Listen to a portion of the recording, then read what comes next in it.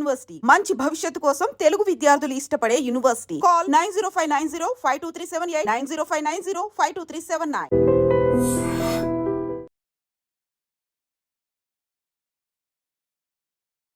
కొడవళ్ళు అంటారు కదా, షార్ప్గా కొబ్బరి బొండాలు కొట్టే కొడవళ్ళు ఉంటాయి కదా, అట్లాంటి షార్పెస్ట్ కొడవలితో ఆమె ఇద్దరి పిల్లల్ని నరికి చంపేసింది. వేట కొడవలి అనుకోండి, లేకపోతే కొడవలి అనుకోండి, ఆ పిల్లలు పారిపోతున్నా సరే తీసుకొచ్చి మరీ లాగి మరీ నరికి చంపేసినట్టుగా చెప్తూ ఉన్నారు. ఇద్దరు పిల్లల్ని నరికేసి ఆమె నుంచి దూకేసి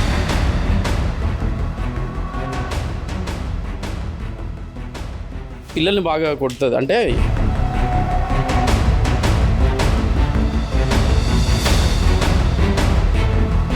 మేము కూడా సర్ప్రైజ్ ఏంటంటే అసలు అంత పెద్ద కత్తి ఆమెకి ఎట్లా దొరికింది అనేది క్వశ్చన్.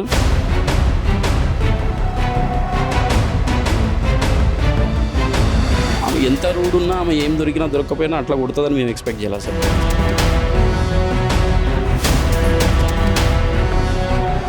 ప్రస్తుతం మనం ఉంది హైదరాబాద్లోని గాజుల రామారం అంటే జీడిమెట్ల పరిధిలో నిన్న ఎప్పుడైతే తల్లి అట్లాగే ఇద్దరు పిల్లల్ని చంపి ఆ తర్వాత తను కూడా సూసైడ్ చేసుకున్నటువంటి బిల్డింగ్లో మనమైతే ఉన్నాం.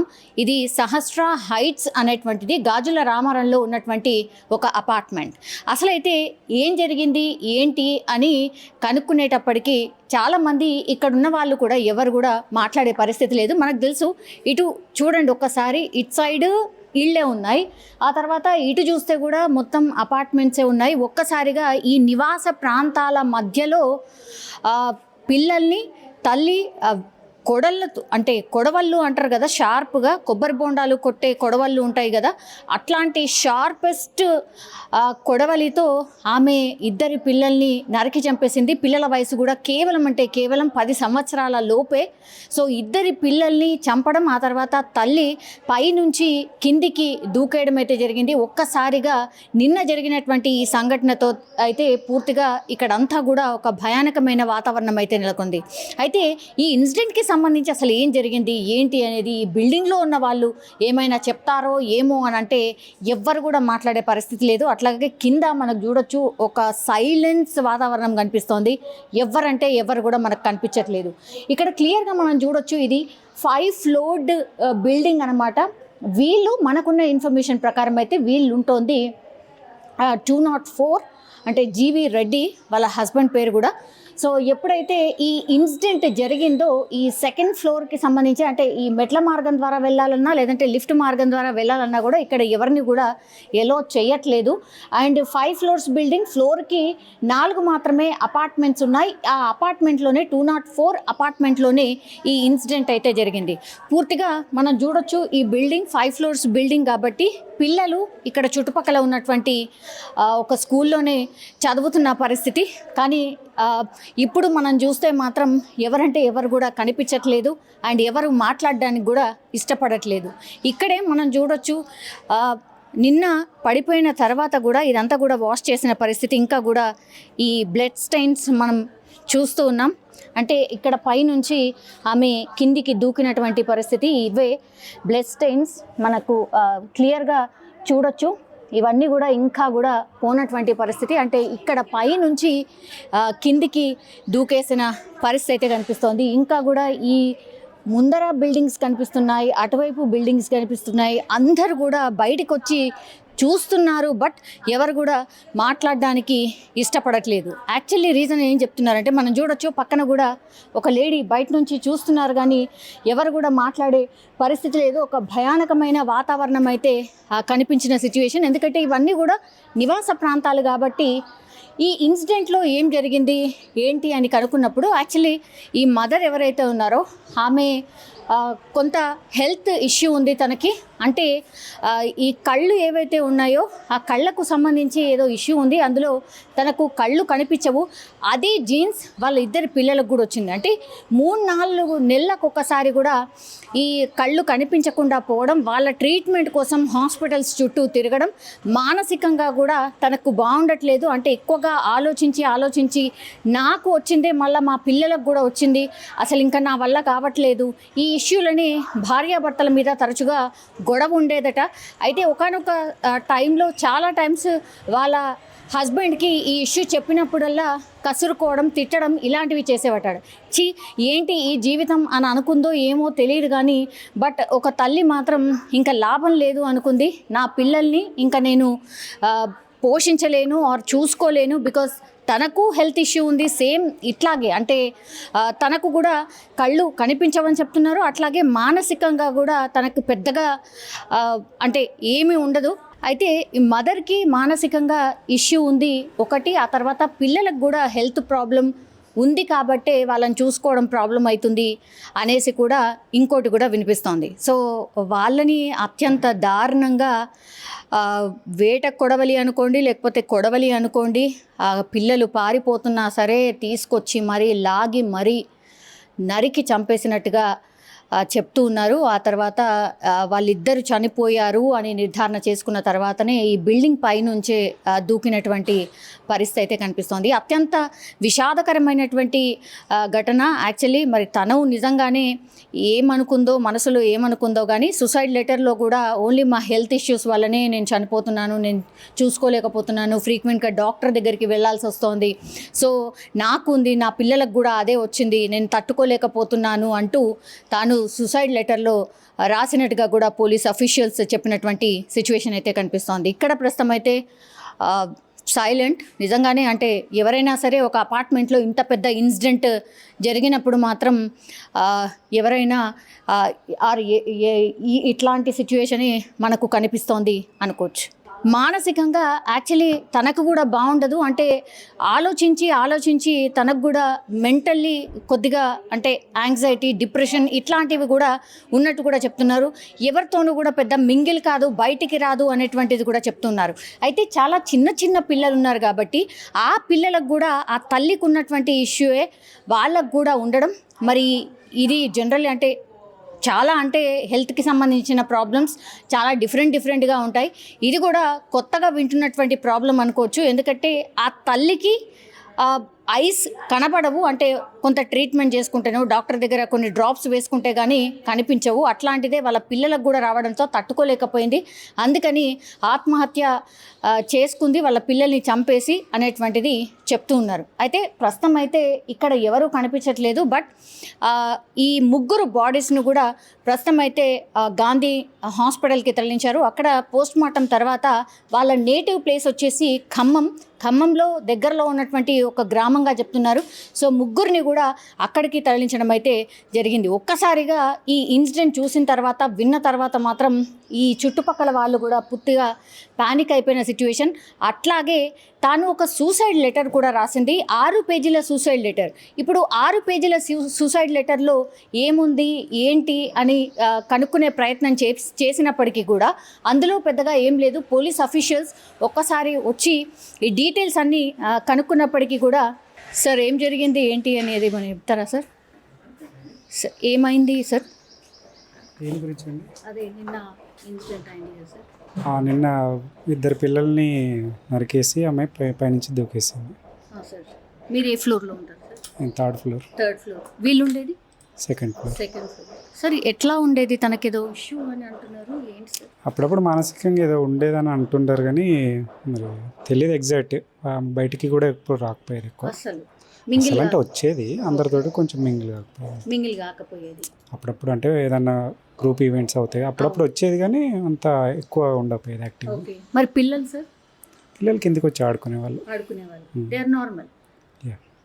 కానీ ఐస్కి సంబంధించి ఏదో ఉంది అని అంటున్నారు. కాబట్టి ఇక వాళ్ళ గురించి ఎగ్జాక్ట్లీ అందరికీ చెప్పరులే కదా. అవునా? అంటే మీకు అట్లేమన్నా అనిపించిందా సార్? పిల్లలు అయితే అంటే ఎగ్జాక్ట్ చెప్పలేం కదండి. వాళ్ళ ఇంట్లో ఇష్యూస్ ఎలా ఉన్నాయి అనేది చెప్పలేం కదా. ఇంట్లో ఇష్యూస్ అని కాదు కానీ బయటకు వచ్చి ఆడుకునే వాళ్ళు కదా సార్? నార్మల్గా ఆడుకుంటారు. ఈవినింగ్ వాళ్ళ ఆమె తీసుకొచ్చి ఆడిపించేది. కొంచెం నెక్ పెయిన్ వస్తుంది. సో అది సిచ్యువేషన్. సో ఇక్కడున్న బిల్డింగ్లో ఉన్నటువంటి ఓనర్ కూడా అదే చెప్తున్నారు సార్. 204 సార్ వాళ్ళ ఫ్లోర్ వచ్చేసి 204. జీవి రెడ్డి అంటే జీవి రెడ్డి మీన్స్ గండ్ర వెంకటరమణారెడ్డి. అని ఏం చేస్తారు సార్? ఫార్మాలో చేస్తాడు. ఫార్ములా చేస్తారు. ఓకే, వాళ్ళతోని ఏం ఇష్యూ లేదు, వాళ్ళు అందరు కలిసి ఉండేవాళ్ళ, అంటే హస్బెండ్ కూడా ఉండేవాళ్ళ? ఇక్కడే ఉంటారు, నలుగురు ఇక్కడే ఉంటారు. అచ్చా, ఓకే. ఆయన ప్రెసిడెంట్ యాక్చువల్లీ. తనే ప్రెసిడెంటా? Oh no, okay. మీకు ఎట్లా ఉండేవాడు సార్ తను? జనరల్గా మాట్లాడేవాళ్ళం అంతే, కానీ ఇష్యూస్ అలాంటివి మనకు బయటకు అంటే మీకు తెలియదు. ఇక్కడ ఏమున్నా సరే తనే కదా హ్యాండిల్ చేయాలి జనరల్ అయితే. అంటే రీసెంట్గానే తీసుకోండు, ఒక 1 year కూడా కావట్లేదు. అచ్చా, okay. Is good actually. Basically అందరితో పాటే బాగుండేది, మరి ఇంట్లో ఎలా ఉండేది అనేది ఇక మనకు తెలియదు. Okay sir, thank you. So మొత్తం మీద అది యాక్చువల్లీ వాళ్ళ ఫ్యామిలీకి సంబంధించి అయితే డెఫినెట్లీ ఇష్యూ కాదు, బట్ తను ఎక్కువగా మింగిల్ కాకపోవడం ఒకటి, డిప్రెషన్ ఉంది అనేటువంటిది కూడా కొంత బయటకు వస్తుంది. కాబట్టి ఇక్కడ ఉన్నటువంటి బిల్డింగ్లో ఉన్నటువంటి వాళ్ళు కూడా అదే చెప్తున్నారు, అంటే కొద్దిగా అందరితో మింగిల్ అయ్యేవాళ్ళు కాదు. అండ్ ఈ బిల్డింగ్కి ప్రెసిడెంట్ కూడా వాళ్ళ హస్బెండే, అంటే గండ్ర వెంకటరమణారెడ్డి. ఆయన పేరు వచ్చేసి ఫార్మా కంపెనీలో ఆయన ఉద్యోగం చేసేవాడు. ఇల్లనే ఉంటారా సార్ మీరు కూడా? 103నా సార్? సార్ ఏమైంది సార్ అసలు? వీళ్ళు వచ్చేసి 5 years దాకా ఉన్నారు. మేము ఫస్ట్ వీళ్ళే ఆక్యుపై చేసింది అపార్ట్మెంట్లో, తర్వాత నేను ఆక్యుపై చేసిన. వాళ్ళు నాకు ఫ్రెండ్స్, ఆయన 203 అయినా వెంకటరెడ్డి. చాలా పేసి ఉంటాడు, కానీ ప్రాబ్లం ఏంటంటే వైఫ్కి కొంచెం ఇబ్బంది ఉండే, ఈజ్ నాట్ స్టేబుల్, అంత కంట్రోల్ ఉండేది కాదు. మెడికల్ ఇష్యూస్ ఉన్నాయి ఆమెకి, కిడ్స్కి కూడా ఆరోగ్యం బాగుండేది కాదు. Is full of control. But కాకపోతే ఏమైందంటే వాళ్ళ మామగారు కూడా బాగా సపోర్ట్ చేస్తాడు, అంతా బాగానే ఉండేది. ఈ మధ్యన కొంచెం ఆమెకి ఇంకా ఎక్కువ ఇబ్బంది పెట్టడం స్టార్ట్ చేస్తే ఒక 6 months నుంచి వాళ్ళు ఇంకో కేర్ఫుల్ కూడా చూసుకునేటోళ్ళు. కానీ ఈ వర్క్ ప్రెషరు, పిల్లలకి ఒంట్లో బాగుండకపోవడం, ఇక అందరి మీద ఒత్తిడి పడ్డది. ఈ మధ్యలో వాళ్ళ అత్తగారు కూడా మొన్ననే ఒక 4 months 5 months దాకా ఉండేది ఆమె కూడా హెల్ప్ చేయడానికి. మనోడు కూడా మెయిడ్ని పెట్టిండి చూసుకోవడానికి ట్రై చేసిండే, కానీ ఇక ఆ ప్రెషర్లో వీళ్ళు కొంచెం అందరికీ ప్రెషర్ ఉండే, ఫ్యామిలీ మెంబర్స్కి అందరికి ప్రెషర్ ఉంది. ఈమె వాళ్ళ నా అమ్మమ్మ అనుకుంటా, నా అమ్మమ్మ నా 4 months దాకా ఉండి వెళ్ళిపోయింది, తర్వాత మళ్ళీ వద్దామని. ఈ మధ్యలో ఈమె ఇట్లా చేసుకుంది. ఏం హెల్త్ ఇష్యూస్? పిల్లలకి, పెద్ద పిల్లగాడికి ఆస్తమా ఉన్నట్టుంది. ఈమెకేమో mentally she is not completely stable. అప్పుడప్పుడు బాగుంటుంది, అప్పుడప్పుడు మంచిగా ఉంటుంది. మరి ఐస్కి సంబంధించి ఏదో ఇష్యూ ఉంది? నాట్ షూర్, ఆమెకి నాట్ షూర్. ఆమెది కొంచెం ఇన్కన్సిస్టెంట్గా ఉండే, ఆమెది కూడా అన్ని ఇష్యూస్ ఉన్నాయి ఆమెకి. మరి అంత దారుణంగా చంపే అంత అంటే షీఈస్ టెరిబుల్, ఆమె టెరిబుల్గా ఉండేది. మేము కూడా చేయడం చేస్తుందా? పిల్లల్ని బాగా కొడుతుంది, అంటే ఎక్కువ బ్రూటల్గా కొట్టేది కాదు ఎప్పుడు, ఇంత డ్రాస్టిక్ ఎప్పుడు రియాక్ట్ కాలేదమ్మా. This is first time. కాకపోతే అపార్ట్మెంట్ వాళ్ళు అందరం చాలా కోఆపరేట్ చేసినాం, వాళ్ళకి చాలా ఇన్సిడెంట్లు కూడా అయినాయి, చాలామందికి పర్సనల్ కూడా వెళ్ళింది. అందరం కంట్రోల్ చేసుకొని కొంచెం కోఆపరేటివ్ ఉండాలని కాలనీ వాళ్ళు కూడా చాలామంది కోఆపరేట్ చేశారు. ఆమెకి అట్లా ఉండడం వల్ల చాలా ఇబ్బందులు ఉండేవి. కాలనీ వాళ్ళు కూడా చాలా సపోర్ట్ చేశారు, కానీ బట్ దిస్ టైం ఆమె చాలా ఓవర్గా రియాక్ట్ అయింది. అంటే ఇంకోటి ప్రచారం ఏం జరుగుతుందంటే సెకండ్ మ్యారేజ్ అని అంటున్నారు తనకి, అవునా? యాక్చువల్గా మనకు అంత డీటెయిల్గా తెలియదు, but he's full of responsible ఉండేటాడు. నాకు కొంచెం చాలా క్లోజు, చాలా కావాలి. నేను కూడా చాలాసార్లు డిప్రెషన్కి వెళ్తే చెప్పేవాడిని. చాలా హీఈస్ వెరీ స్ట్రాంగ్ యాక్చువల్గా. ఇప్పుడు వైఫ్ని ఎవరైనా జనరల్గా మెంటల్ ఉంటే హాస్పిటల్లో జాయిన్ చేస్తారు, ఆయన అట్లా కాదు. నా వైఫ్ నా దగ్గర ఉండాలని చూసుకోవాలి, కొంచెం చూసుకోవాలి. కాకపోతే ఈయన ఓవర్ కాన్ఫిడెంట్ అనిపించింది. మ్యాడ్నెస్ని కూడా కంట్రోల్ చేసుకుందాము, నేను హ్యాండిల్ చేసుకుంటే నా పిల్లలే నా వైఫ్ అని ఎక్కువ ఓవర్గా వెళ్ళడం వల్లనే ఇవన్నీ జరిగినాయి. పిల్లలు ఎట్లుంటారు సార్? పిల్లలు చాలా బాగుంటారు, అద్భుతంగా ఉంటారు. పెద్దవాడు చాలా బాగుంటాడు, వాడికి అసలు నొప్పి చిన్న తగిలిన ఇబ్బంది పడేటాడు, వాడికి ఎక్కువ హిట్ అయింది. ఆ పిల్లోడు నేను కింద వచ్చి ఈ మధ్య చూసే లోపల 108కి 100కి కాల్ చేసే లోపల వాళ్ళు అక్కడ అట్లా జరిగింది. ఇక 2-3 వెళ్ళి లోపలికి వెళ్ళి భయపడ్డారు. నేను వెళ్ళి లోపలికి వాడు కొంచెం నాకు క్లోజ్ చిన్నవాడు, వాడు కొంచెం బ్రీతింగ్ తీసుకుంటే చూసిన ఇబ్బంది పడుతుండని అవి బెడ్షీట్లు అవన్నీ తీసుకొని 3-4 కలిసి తీసుకొని 108లో వెళ్ళి చూసినాం. వాడు స్ట్రెచ్చర్ మీద తీసే వరకు బ్రీతింగ్ చేసిండు 108 ఆక్సిజన్తో. ఈ స్ట్రెచ్చర్ మీద పెట్టిన 1 minute ఆ లోపలికి వెళ్ళే లోపలనే సిపిఆర్ చేసినా కూడా దొరకలే వాడు పల్స్. అది కాదు అప్సెటింగ్ ఉండే మాకు సార్. ఎందుకు సార్? అంటే కత్తులు ఏం అసలు మేము కూడా సర్ప్రైజ్ ఏంటంటే అసలు అంత పెద్ద కత్తి ఆమెకి ఎట్లా దొరికింది అనేది క్వశ్చన్. ఆమె ఎంత రూడ్ ఉన్నా, ఆమె ఏం దొరికినా దొరకపోయినా అట్లా కొడుతుందని మేము ఎక్స్పెక్ట్ చేయాలి అసలు. దిస్ ఈజ్ ఆమె ఓన్ కిడ్స్ని అట్లా చేసుకుందంటే దట్ ఈస్ రియల్లీ మ్యాడ్నెస్. ఎంత భయానకంగా ఉండే చాలా. ఇప్పుడు చూసిన వాళ్ళందరూ, ఆడవాళ్ళందరూ భయపడ్డారు. అసలు యాక్చువల్గా దీనికన్నా ముంగడ 4 months ముందు అందరు లేడీస్ కలిసి ఆమెకు సపోర్ట్ ఇద్దామని కూర్చొని మీటింగ్ చేసుకుందాం అనుకున్నారు. మేము అందరం ఒక 2-3 డిసైడ్ చేసుకొని అట్లా కుదరదు, ఇది వాళ్ళ పేరెంట్స్ పర్సనల్ ఇష్యూస్ కాబట్టి వాళ్ళకి వదిలేయండి అని అన్నాం. కానీ బయట వాళ్ళు ఎట్లా రియాక్ట్ అవుతారు, ఎవరు ఎట్లా తీసుకుంటారో తెలియదు కదా. Somebody will take advantage, somebody will take some other way కదా. అందుకని మేము తీసుకోలే. వాళ్ళ తేజ అమ్మాయి పేరు, వాళ్ళ నాన్నగారికి చెప్పినాము, ఆయన హ్యాండిల్ చేసుకుంటా అన్నాడు. బట్ యాక్చువల్ చెప్పాలంటే ఫ్యామిలీ మెంబర్స్ కూడా ఫుల్ ప్రెషర్ అయిపోయింది, వాళ్ళు కూడా తీసుకునేటట్లు లేరు. అమ్మాయి చేసేది అరాచకంగా ఉండేది, చాలా ఇబ్బందిగా ఉండేది. ఇప్పుడు పార్ట్నర్తో ఇష్యూ ఉండేది, పార్ట్నర్ కూడా సపోర్టివ్ ఉండేటోడు. Everybody is no one is perfect in this world, right? So ఆయనకు కూడా కొన్ని లిమిటేషన్స్ ఉంటాయి. ఆఫీస్ ప్రెషర్, పిల్లల్ని చూసుకోవడం, మ్యాడ్నెస్ని కంట్రోల్ చేసుకోవడం అనేది ఇంపాసిబుల్. అతనికి చెప్పినాం కానీ ఆయన కూడా కంట్రోల్ చేసుకున్నాను అనుకున్నా కుదరలే. అంటే అత్తగారి వైపు అండ్ తన వైపు ఆయనకు అందరూ సపోర్ట్ చేసేటోళ్ళు. He's good at everything. ఇప్పుడు ప్రస్తుతానికి లాస్ట్ 6 months నుంచి కూడా ఆయన ప్రెసిడెంట్. అపార్ట్మెంట్ బాగా చూసుకునేటోడు, కాస్ట్ కంట్రోల్ కూడా బాగా చేసేటోడు. He's good, no complaints on him. ఏమంటే అమ్మాయిది అందరి మీద ప్రెషర్ అయిపోయింది. స్ట్రీట్లో ఎవరైనా డిస్కస్ చేస్తే ఆమె గురించి మాట్లాడుకున్నాను అనుకుంటుంది. అట్లనే ఒక 2-3 ఇన్సిడెంట్లు అయినాయి. చాలామందికి పక్కన బిసైడ్ అపార్ట్మెంట్స్ వాళ్ళకి కూడా తెలిసింది. నాకు యాక్చువల్గా ఏంటంటే నాకు క్లోజ్ ఫ్రెండ్ అయినా కిడ్నీ ఫస్ట్ చెప్పగానే ఏడ్చుకుంటారే నువ్వు ఏదో ఒకటి చేయరా అంటే నేను బిల్లియన్ పట్టుకొని వెళ్ళిపోయాను నేను. కానీ వాడు అక్కడ స్ట్రెచర్ బయట ముందే చనిపోయేసరికి నేను కూడా అప్సెట్లో ఉండిపోయాను. వాళ్ళ హస్బెండ్ ఉండేనా? లేడు, ఆఫీస్లో ఉన్నాడు. అప్పుడే వస్తాడు మనోడు. ఇంకో ½ hourలో ఇంట్లో ఉండేవాడు యాక్చువల్గా. అన్నాడు నాతో, అరే ఏమేం చేసి ఈ పిచ్చిది ఏం చేసిందో చూడరా కొంచెం అని అంటే నేను పోయినా చూసుకున్నాను. అప్పటి 2-3 వేరు కానీ but no one could able to step inside. పెద్దోటి మొత్తం 1/2 లీటర్ 1 లీటర్ దాకా బ్లడ్ అంతా బ్లీడ్ అయిపోయి ఉండే. కానీ లోపలికి వెళ్ళి ఇన్సైడ్ వాడు కార్నర్లో వాడు బ్రీత్తో ఉన్నాడని ఎవరు గెస్ చేయలేడు. ఆ బ్రీతింగ్ సౌండ్తో నేను వెళ్ళడం వల్ల నాకు తెలిసింది, కానీ లేకపోతే no one could find it. ఇంకో 2 minutes ముంగట తీసుకోబోయింటే చిన్నోడు బతికేటోడు అనిపించింది. అది అనిపించింది మాకు. 108 వాళ్ళు కూడా ఫాస్ట్గా వచ్చారు. ఇక అంతా బ్యాడ్ లక్ అని ఉంది. ఏం చదువుతున్నారు సార్ వాళ్ళు? పిల్లోడు ప్రిపేర్ 2nd అనుకుంటా, పెద్దోడు ప్రిపేర్ 3rd అనుకుంటా.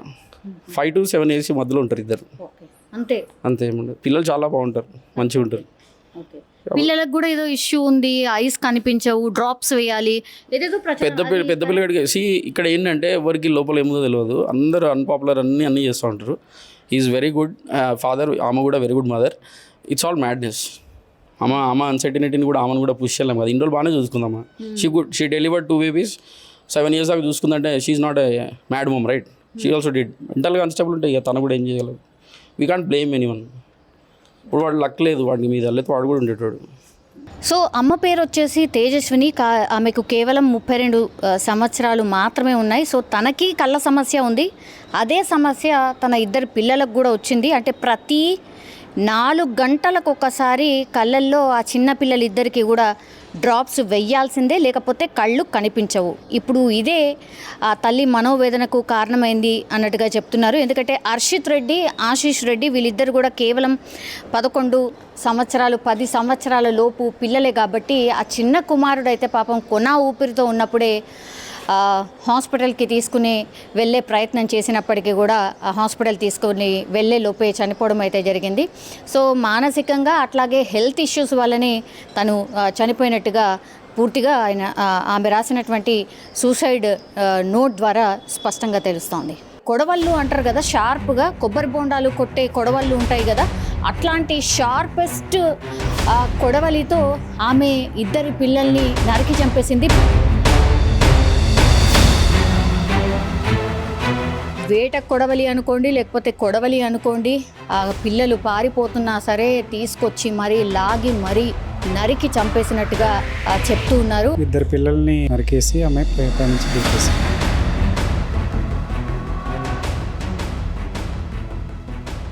పిల్లల్ని బాగా కొడుతుంది. అంటే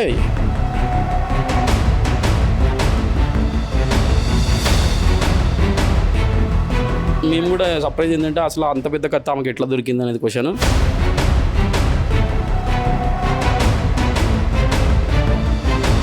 ఆమె ఎంత రూడ్ ఉన్నా, ఆమె ఏం దొరికినా దొరకకపోయినా అట్లా కొడుతుందని మేము ఎక్స్పెక్ట్ చేయాలి అసలు.